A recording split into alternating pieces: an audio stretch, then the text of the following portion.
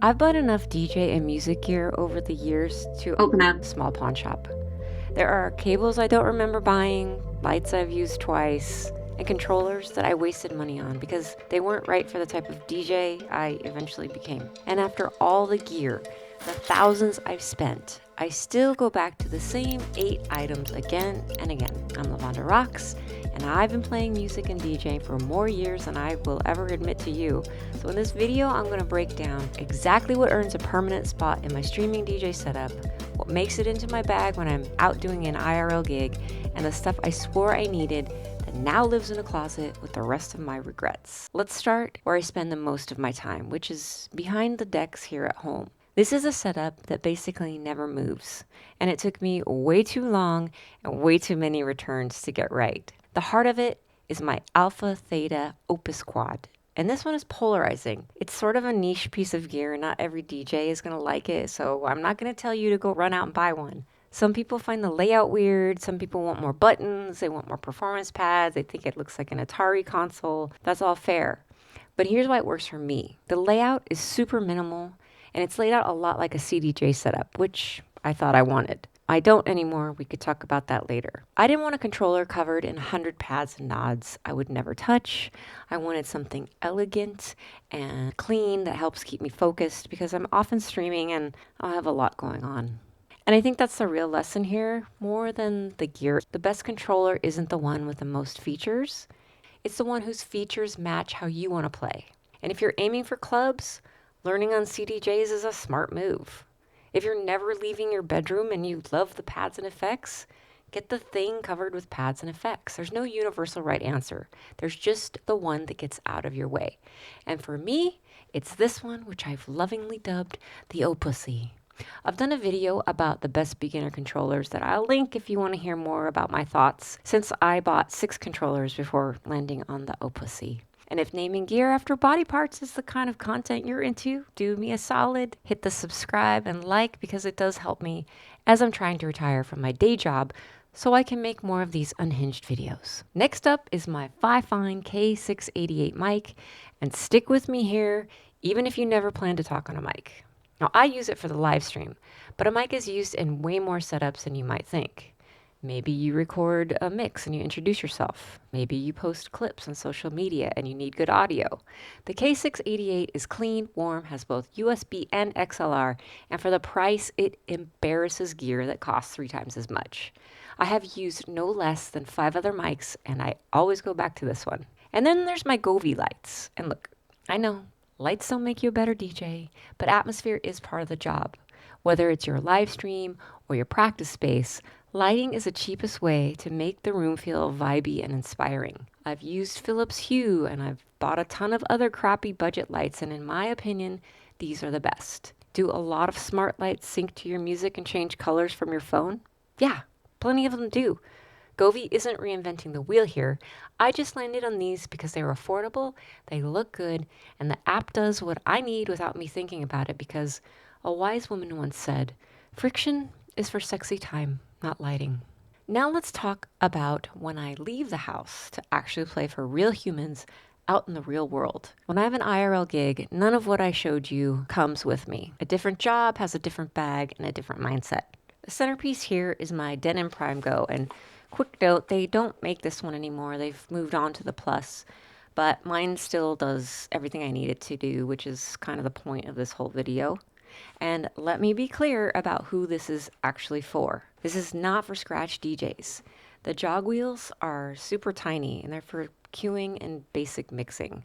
But where the Prime Go shines is mobile and event work. Small cocktail hours, backyard parties. It's also great to take out for remote sets. And if you're feeling ambitious, making a mobile walking DJ rig and walking around like this weirdo.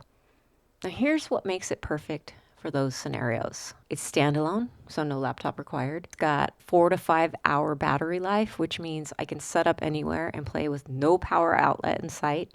It has a ton of outputs, so you can also plug into any sound system and if it's in a backpack.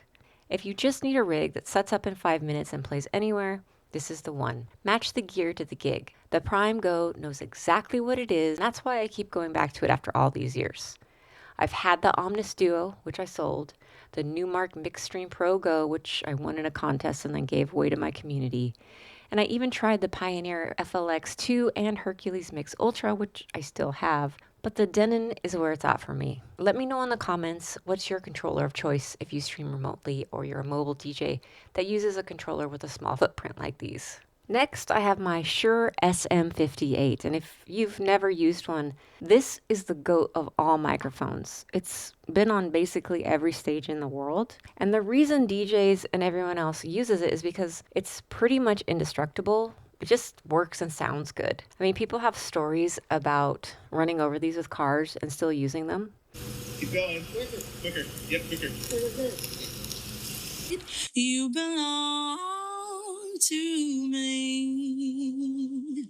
And for me, when I'm at a gig and the host wants to make an announcement or someone grabs it to say happy birthday to Karen, I wanted a mic that was durable that I didn't have to worry about. So the SM58 is that mic. You buy it once, you own it forever. In fact, I've had this one since 1998 when I played in my first band. Shout out to Joyride. Moving on to the speakers, these are my Bose S1 Pros, and for small and mid-sized gigs, they're honestly all I need. They run on battery, so I can set up and play with 0 cables at a small party or a backyard. Each one is around 15 pounds with the handle, so it's a quick load in. And what's cool about these is you can stand them up, lay them on their side, or tilt them like a wedge, and they sense the position and fix their own EQ, so they sound good, no matter how you position them. The sound quality and range absolutely blows me away, and I've had sound boxes and Yamaha PA speakers in the past that are huge but don't sound anywhere near this good. Are they filling a warehouse? No, but my gigs aren't at warehouses. They're patios and small cocktail lounges and little events, and for that, 2 of these cover me easily.